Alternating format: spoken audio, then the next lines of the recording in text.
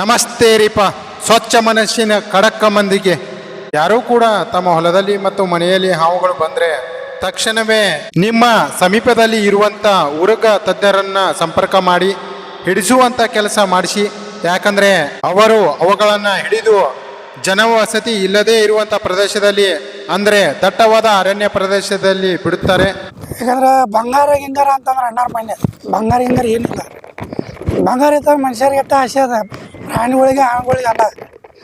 ಮತ್ತು ಇದು ನೋಡ್ರಿ ನಾಗರಾವ, ಇಂಗ್ಲೀಷ್ ಒಳಗೆ ಇಂಡಿಯನ್ ಸ್ಪೆಕ್ಟಿಕಲ್ ಕೋಬ್ರಾ ಅಂತಾರೆ.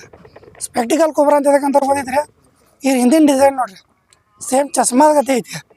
ಹೌದಾ, ಚಸ್ಮಾದ ಗತಿ ಐತಲ್ಲ, ಅದಕ್ಕೆ ಇಂಡಿಯನ್ ಸ್ಪೆಕ್ಟಿಕಲ್ ಕೋಬ್ರಾ ಅಂತಾರೆ. ಈ ಹಾವಿನ ವಿಷ ನರಕ್ಕೆ ಸಂಬಂಧಪಡ್ತೈತಿ. ನಾನು ಮೊನ್ನೆ ಐತೆ ಇದ್ರ ವಿಷ ತೆಗೆದು ಉಳಿದ್ರು ಹುಚ್ಚಾಗೋ ಚಾನ್ಸಸ್ ಉಳಿದೈತಿ ಮನುಷ್ಯ ಅಂತೇಳಿ. ಮತ್ತು ನಾಗರಾವಿನ ವಿಷ ಮನುಷ್ಯ ಇರೋಕೆ 1-2 ತಾಸರ ಬೇಕು. ಮತ್ತು ಹಾವಿನ ಆಯಸ್ಸು ಅಂತ ಕೇಳಿದ್ರೆ ಅವು ಒಂದು 30-35 ವರ್ಷದ ಮಟನೂ ಬದುಕ್ತಾವೆ. ಯಾಕಂದ್ರೆ ಅವಕ್ಕೆ ಏನೂ ಆಗಿಲ್ಲಪ್ಪ, ಯಾರ ಕಣ್ಣಿಗೆ ಬಿದ್ದಿಲ್ಲ, ಅವಕ್ಕೆ ಏನು ಬಡ್ದಿಲ್ಲ ಅಂತಂದ್ರೆ ಹೆಲ್ತಿ ಆಗ್ಯದಾವ ಅಂತ 8 ವರ್ಷ ಬರ್ತಾವೆ.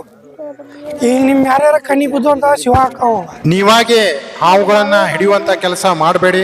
ಯಾಕಂದರೆ ಅದರದೇ ಆದ ತರಬೇತಿ ಇರುತ್ತದೆ.